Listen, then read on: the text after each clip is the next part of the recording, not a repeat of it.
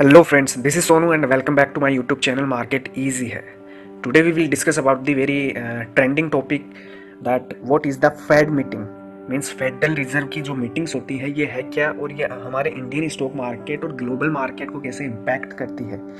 So let's start. So now days आप newspaper articles and काफ़ी stock market expert से ये बात सुनते हो कि फेड मीटिंग होने वाली है और इसके फेड मीटिंग के अंदर ये डिसीजन लिए जाएंगे, इंटरेस्ट रेट हाइक होगी या कम होगी, इन्फ्लेशन रेट बढ़ रहा है कम हो रहा है.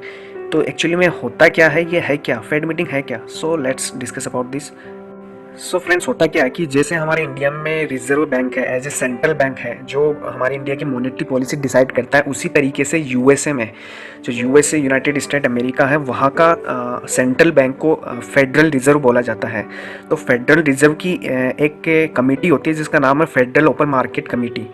ओके, जो वहाँ की एक मेन पॉलिसी मेकिंग बॉडी है जो यूएसए की मॉनेटरी पॉलिसीज़ और एम्प्लॉयमेंट डेटा एनालिसिस हुआ, इन्फ्लेशन रेट के सारे मतलब मेजर इकोनॉमिक्स डिसीजन या क्या स्ट्रेटजी बनानी है जिससे कि एम्प्लॉयमेंट क्रिएट किया जा सकती है कंट्री में, फॉरेन रिजर्व कितना रखना है वगैरह, ये सारी strategy federal open market committee बनाती है.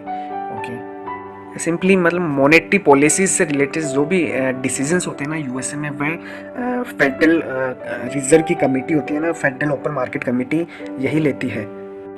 अब बात करते हैं कि फेडरल कमेटी की मीटिंग कब होती है और कितनी होती है.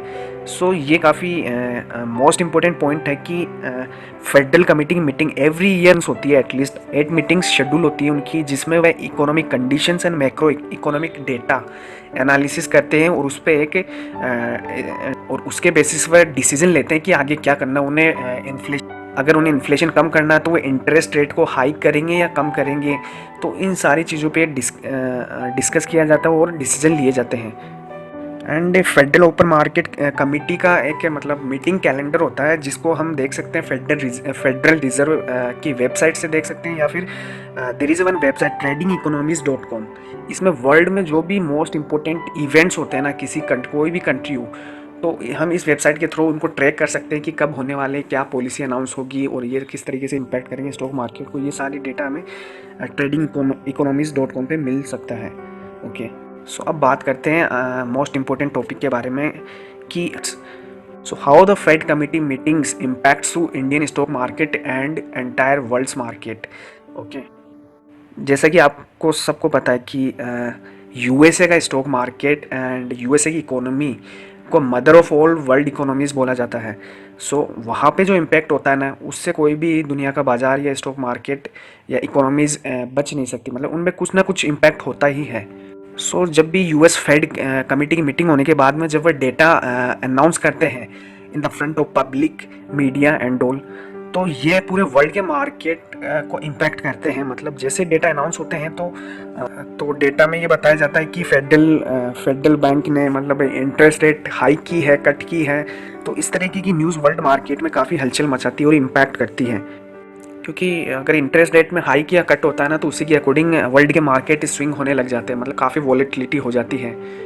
सो सबसे पहले ये डिस्कस करते हैं कि अगर इंटरेस्ट रेट में हाइक या कट होने से, सबसे पहले हम इम्पैक्ट को समझने से पहले ये डिस्कस करते हैं कि फॉरेन इन्वेस्टर इंडिया में क्यों इन्वेस्ट करते हैं, इंडियन स्टॉक मार्केट में क्यों पैसा लगाते हैं. तो सबसे पहले ये पता होना चाहिए हमें कि सिंपल रीज़न है. देखो गाइस फ्रेंड्स, रीज़न ये है कि USA is already developed nation है. ओके, तो वहाँ पे लिमिटेड ग्रोथ है, मतलब compare to India is a developing country. यहाँ पे पोटेंशियल ग्रोथ ज़्यादा है, इन्वेस्टर को काफ़ी हाई रिटर्न मिलने के चांस ज़्यादा होते हैं. एंड वो अच्छा मतलब इकोनॉमीज डेवलपिंग होती है तो वो रिटर्न भी अच्छा अर्न कर सकता है. तरीके से फॉरेन इन्वेस्टर के लिए Indian market is a lucrative market होता है जो उन्हें अट्रैक्ट करता है. सो फॉरेन इन्वेस्टर क्या करते हैं कि यूएसए में ना इंटरेस्ट रेट काफ़ी कम होती है, तो फॉरेन इन्वेस्टर यूएसए से मनी बोरो करते हैं और इंडियन मार्केट में डंप करते हैं so that they can earn the high return. Means the borrowing cost कम होती है उनकी और उससे वह ज़्यादा रिटर्न जनरेट करते हैं इंडिया में.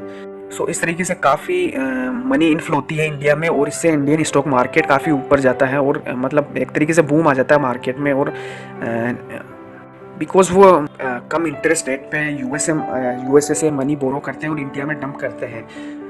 ताकि इंडियन स्टॉक मार्केट या अदर इन्वेस्टमेंट करके वह अच्छा रिटर्न अर्न कर सके।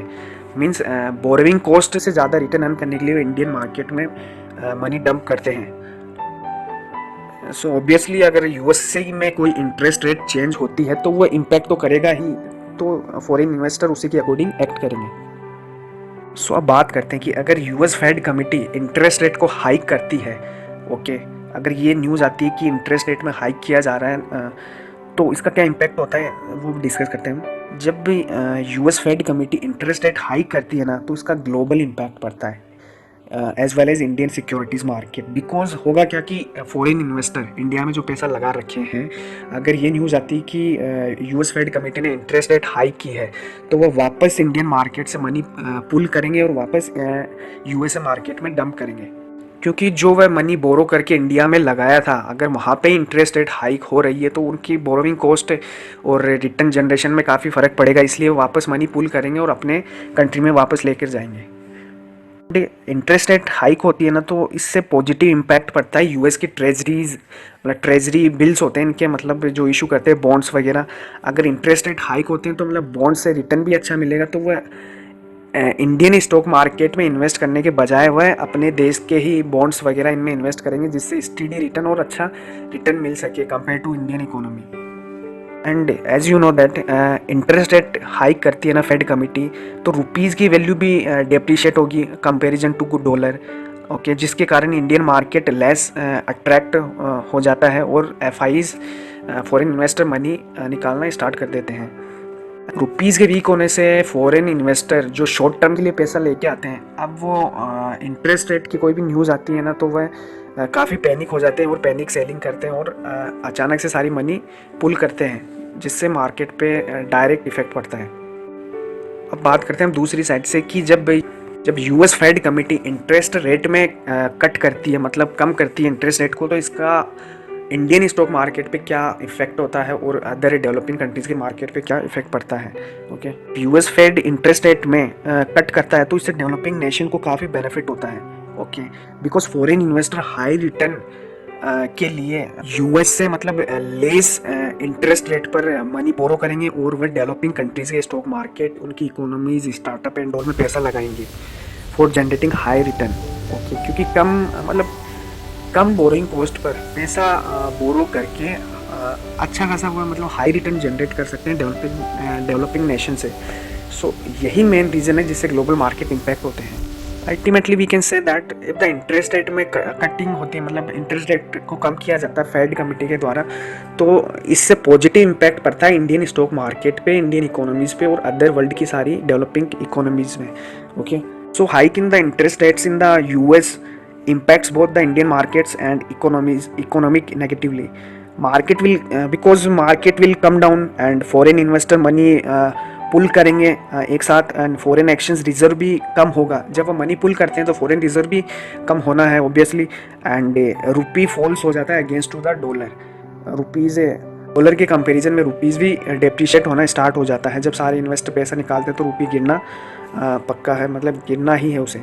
सो in conclusion we can say that जब यूएस फेड कमेटी इन्फ्लेशन को, अपनी कंट्री में इन्फ्लेशन को कम करने के लिए जब इंटरेस्ट रेट को हाई करती है ना, तो इसका नेगेटिव इम्पैक्ट पड़ता है हमारे डायरेक्ट स्टॉक मार्केट पे। एंड जब वह इंटरेस्ट रेट को कट करती है, कम करती है, तो इसका पॉजिटिव इम्पैक्ट पड़ता है, मतलब ये पॉजिटिव न्यूज़ होती है मार्केट के लिए। और ऐसा भी नहीं है कि जब इंटरेस्ट रेट कटिंग या हाइक करने की न्यूज़ आती है तभी ऐसा इम्पैक्ट पड़ता है। एक्चुअली में ये न्यूज़ आने से 1 महीने या 2 महीने पहले ही इसका इम्पैक्ट पड़ना स्टार्ट हो जाता है, बिकॉज इन्फ्लेशन डेटा आते हैं तो उसी के अकॉर्डिंग ये भी एज्यूम कर लिया जाता है कि इंटरेस्ट रेट को इतना रखा जाएगा, इतना कम किया जाएगा। सो इसी के अकॉर्डिंग फॉरेन इन्वेस्टर अपनी इन्वेस्टिंग एक्टिविटीज़ को करना स्टार्ट कर देते हैं, और this will affect very negative और very positively in the entire stock market in the world and world economies. So this is the ending of this video. So thank you guys for, so thanks to you all.